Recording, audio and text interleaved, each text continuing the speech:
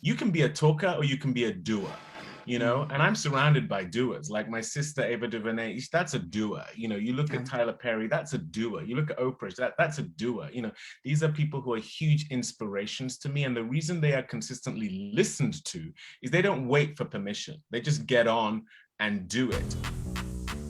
Set our history straight, feeling like you're failing. Melanin goddess that's before me. Hello. Coming up on another act, I chat with David Oyelowo about Hollywood's progress on racial diversity and its current film, The Waterman, that he not only stars in, but also directs. At what point in your career did you start thinking about doing something behind the camera? Because this is your feature directorial debut. It is. I very early on, if I'm totally honest, but that was when I was even not quite yet. I was a baby actor, really. I was still aspiring to be an actor. But, you know, when you grow up watching movies, especially the kind of movies I love, which are reflected in what The Waterman is, films like E.T., The Goonies, Stand By Me, The Gremlins, Close Encounters, you know, I never really saw people who looked like us in those movies. And that was just the norm, I guess. You just kind of go, okay, that's the way it is. But I knew that if you were a decision maker, if you were the person through whose perspective the story was being told, maybe you can shift things. So that was always something on my mind as I continued to build my career. And then I had this amazing circumstance of working with really great directors. And so that became my film school. And so it kind of rolled into this opportunity where I actually got to direct a film myself. Yeah. How did directing this affect the performance that you gave as an actor? What was that process like for you? The great question. That was the thing I was most worried about because I know how single-minded I can be when I'm giving an acting performance, and I need to be. But as a director, you just can't afford to only be focused on your performance. That's almost one of the least things, because for me as an actor, at least that's something I know how to do. Everything else I'm a novice at.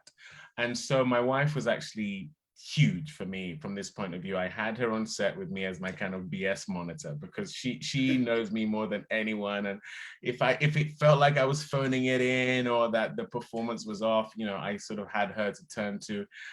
But within about a week or two, I could tell I was gonna be okay. Yeah. You know, in your director's note, I read, and I want to quote this. You said, as a father to 4 children, I want to share films with my kids that both entertain and equip them for the highs and lows that lie ahead. In storytelling, how does fatherhood shape the way that you choose roles? Oh, wow. Well, I do not ever want to be accused of being a hypocrite by my kids. If I'm trying to instill in them certain values, my life, my words, my actions, and my work have to reflect that. And so in The Waterman, you see values that I really believe in. You know, Lonnie Chavis's character as this 11-year-old kid who sacrificially goes on the hunt to find an answer for his mother's illness. That's the definition of love, in my opinion, to, you know, to put yourself at risk for those you love. 1, 2, 3, 4. Close your windows, lock your door, 'cause you never know for sure who it is he's coming for.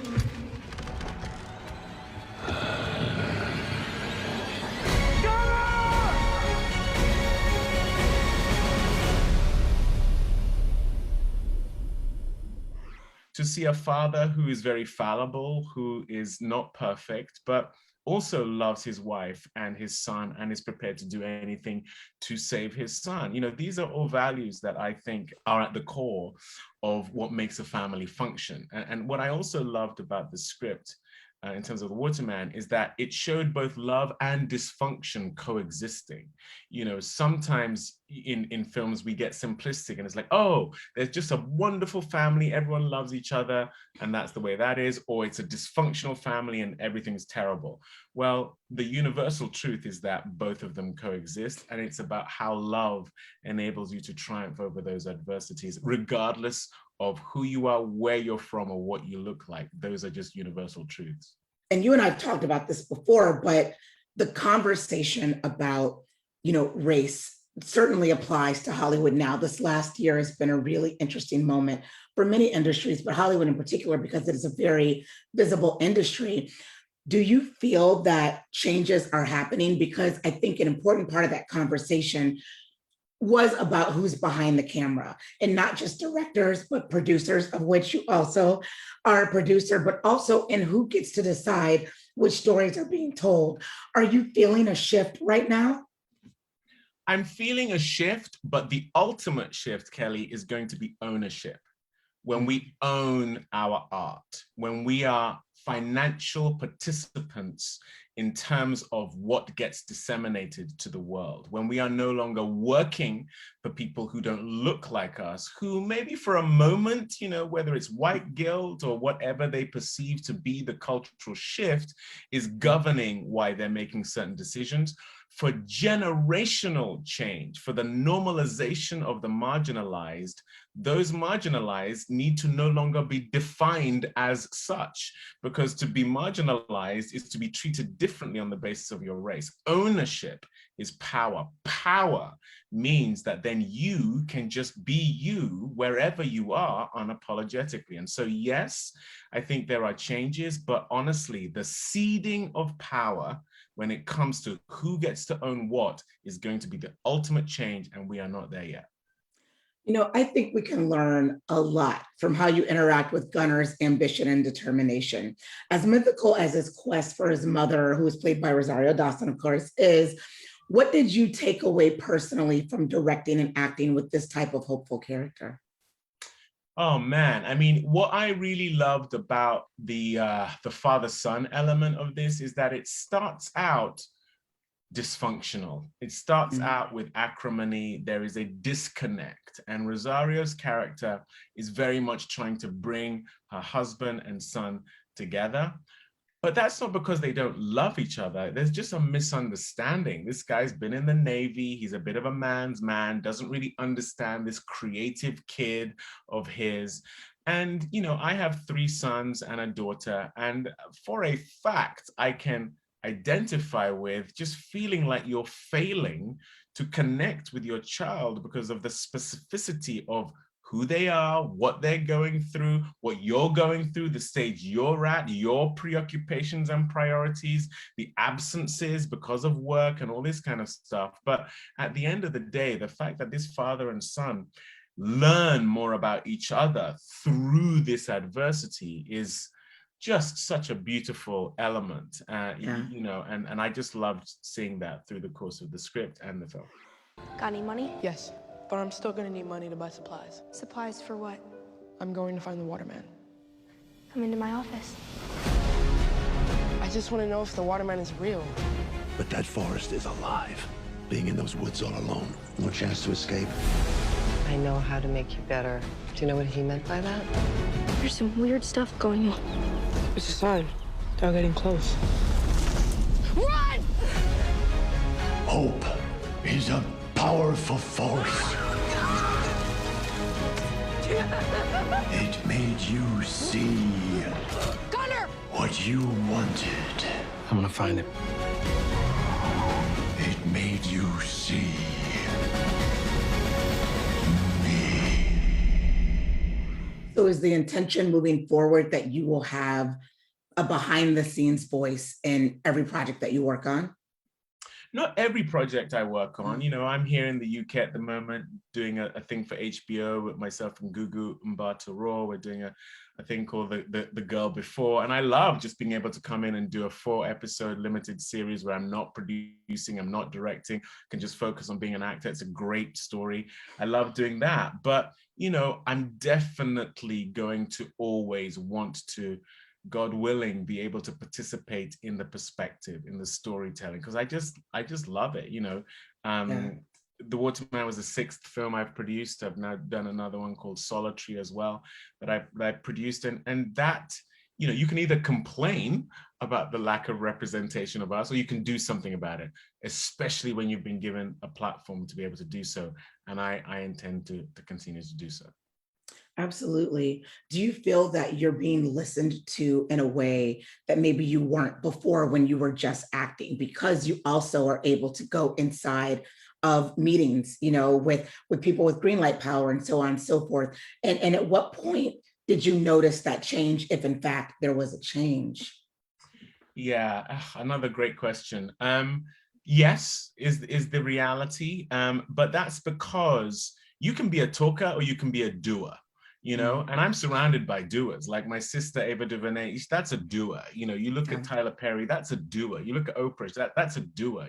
These are people who are huge inspirations to me, and the reason they are consistently listened to is they don't wait for permission. They just get on and do it, either with the small resources they have or the large resources they have. That narrative never changes for them. I watched Ava go from a $50,000 movie to a $200,000 movie to a $20 million movie to a $100 million movie. And she was the same person with the $50,000 movie as she was with A Wrinkle in Time at $100 million. It's an attitudinal thing. And so, yes, is the reality. But again, as I say, the zenith is ownership. You want to own your name, you want to own your product, you want to be able to not have to ask for permission. I don't want to go in a room and have to explain to you my vision. I know who my audience is, I believe in my perspective, and I think I should be able to talk to that audience directly on the basis of opportunity that is proven I have an ability to do that. Oh man, I love all of that. What's been the most challenging part of your journey so far at this point in your career, David? The most challenging thing is feeling gaslighted. When you hear people say things that you just know are not true. Like I did a film called Nightingale, and it was for HBO, and my director on that film went to Cannes trying to raise money for the film, and he had a sales agent say to him, if you keep this Black guy as your lead, your film isn't going to get made. And thank the Lord, the director was enough of a friend of mine to say that to me. Yeah. And you hear that and you go, wow, that's the instance where I'm hearing the information. Just how many conversations of that nature are happening that I don't know about, that I'm here struggling, and I'm thinking, why am I not breaking through? And that's the attitude, that's the hemisphere that's out there. And so, to be honest, that has been the most challenging thing, knowing that you're working harder, you're producing more, and for some reason, you're just not gaining the traction. And in the back of your mind, you're going, if I were white, I just don't know that this would be my trajectory. Yeah. And just even having that as a mindset is exhausting, because you have to sort of push through it with every role, every audition, every meeting, every, whatever it is. And it's still there. It hasn't gone away. And so that I think is the inherent, ingrained, conscious and unconscious bias towards people of color it remains the most challenging thing. David Oyelowo, it was always great to talk to you, always dropping knowledge on us. I appreciate you as always. Thanks, Kelley. So nice to speak to you again.